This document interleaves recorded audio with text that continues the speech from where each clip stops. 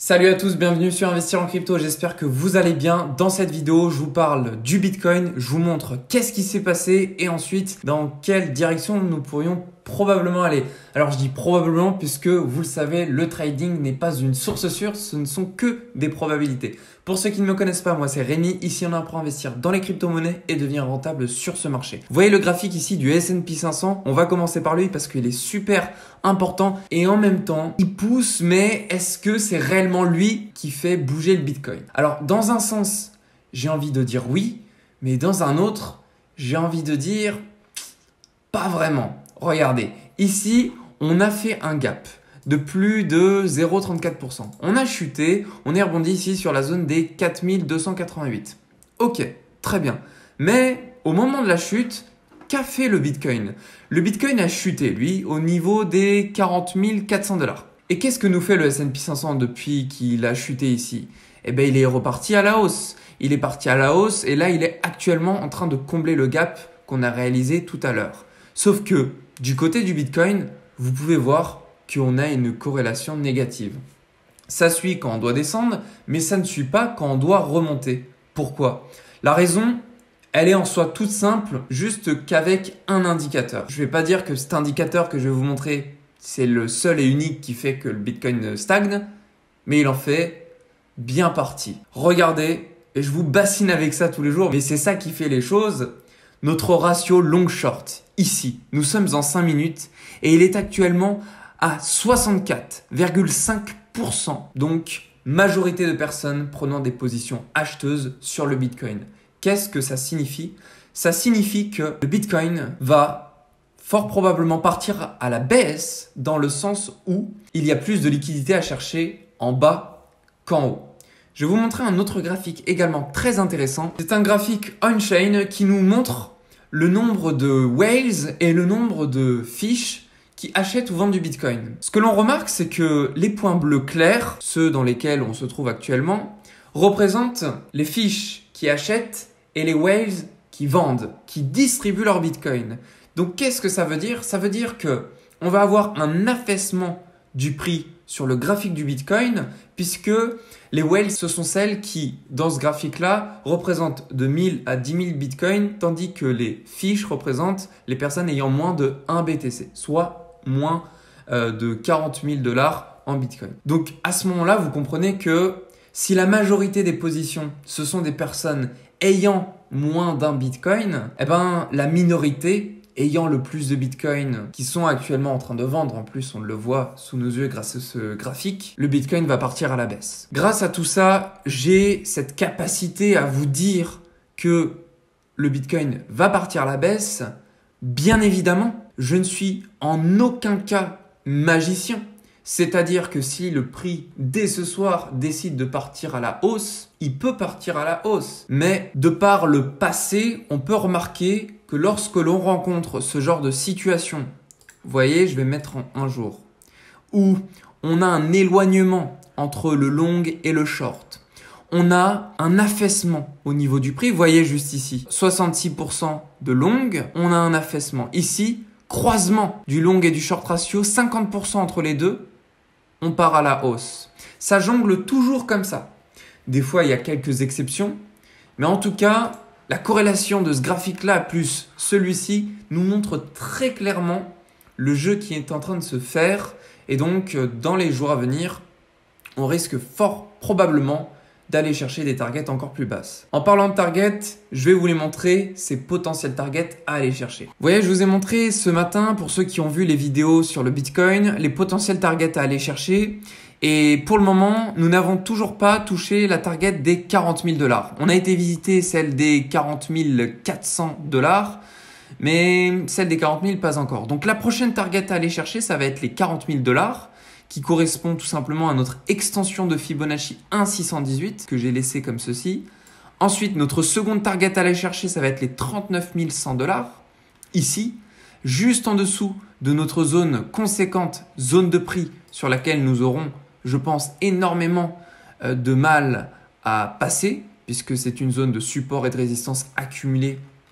Vous voyez, quand on regarde dans le passé, on a eu plusieurs fois à rebondir dessus. Et donc, au passage de cette zone des 40 000 $, où nous avons énormément de liquidités, puisque énormément de stop loss, nous risquerons fort probablement de faire une mèche jusqu'aux 39 100 $.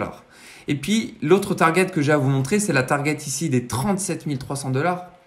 Celle-ci, c'est celle où on a probablement, après avoir franchi celle des 40 000, le plus de probabilité de se dire qu'elle sera atteinte. Zone des 2,618 de notre extension de Fibonacci, zone de liquidité conséquente, zone rouge juste ici, et puis prise de liquidité de notre Equalo juste ici aux 37 300 $.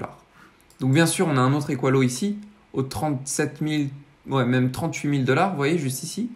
Mais il est infime par rapport à celui qu'on a là. En tout cas, les personnes ayant pris des trades à ce niveau-là auront aussi probablement positionné un stop loss ici. Si elles ne l'ont pas décalé, en tout cas, c'est comme ça qu'elles auront procédé pour la plupart. Donc voilà les targets à aller chercher à la baisse. Je ne vous parle pas de celle d'aller chercher à la hausse.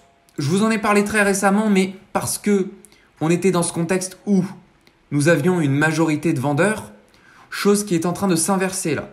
Vous voyez, au moment où je vous disais que le Bitcoin pouvait partir à la hausse et franchir le cap des 48 000 $, eh ben, c'était au moment où on avait ce croisement bearish. Mais le marché est repassé bullish pour plusieurs raisons. Déjà, ils ont, pour la plupart, probablement analysé que ici, nous avions un W, donc un pattern extrêmement bullish. Et en plus de ça, vous pouvez regarder n'importe quelle vidéo sur YouTube.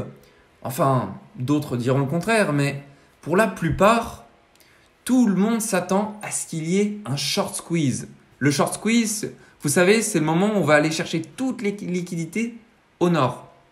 Donc, pour toutes ces raisons, eh ben, les investisseurs ayant une infime partie de la cryptosphère, moins de 1 Bitcoin, ce qu'on peut observer sur ce graphique, sont en train d'acheter le marché dans le but de faire du profit sur le court terme.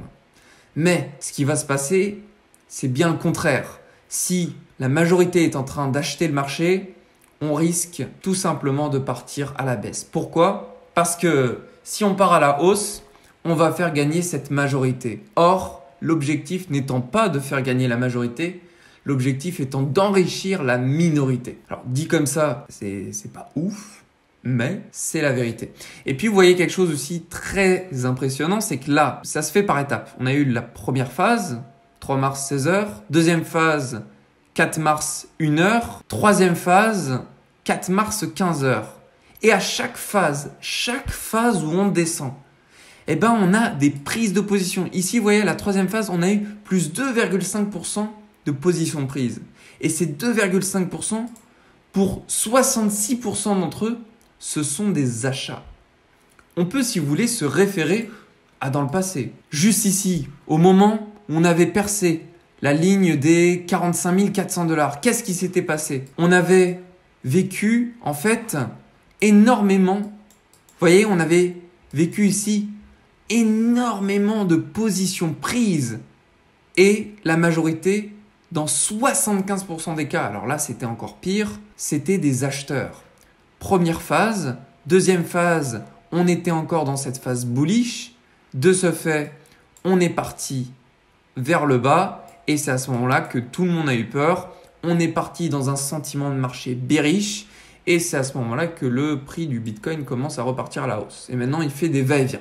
Donc, attendons de se poser, de voir réellement un écart se construire d'au moins jusqu'aux 75% de long ou d'un croisement continuel mais qui reste comme ça, vous voyez, 50%, 50%, de sorte à ce qu'une minorité gagne, qu'une majorité perde.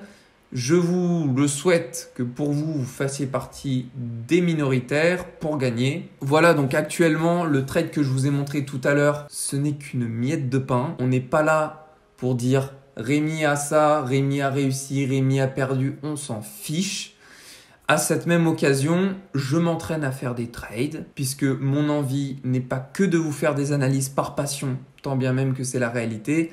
J'ai envie de vous montrer que ce que je vous dis, ce n'est pas des sottises. Donc, je me suis lancé à faire des trades. Je fais ça avec, comme je vous dis, une petite somme juste pour vous montrer que ce que je vous dis, je l'applique. Dans mon cas, je vous dis, je couperai ma position au moment où on aura atteint des targets comme les 39 000, 38 000 $, je verrai la réaction du marché au niveau du long short ratio. Je verrai la tendance globale au niveau notamment du S&P 500. Comme samedi, dimanche arrive, on verra potentiellement un changement s'effectuer. Je prends patience. Je ne suis pas là en me disant je vais gagner ou je vais perdre. Je m'en fiche. Je prends patience et puis je verrai ce qui se passe sur le marché. À ce moment-là, s'il y a un retournement, je clôturerai la position. Donc en tout cas, j'espère que cette vidéo vous a plu. J'espère qu'elle aura pu vous apporter un maximum de valeur. Je vous souhaite à tous une très belle journée. Prenez soin de vous et on se retrouve dans la prochaine vidéo.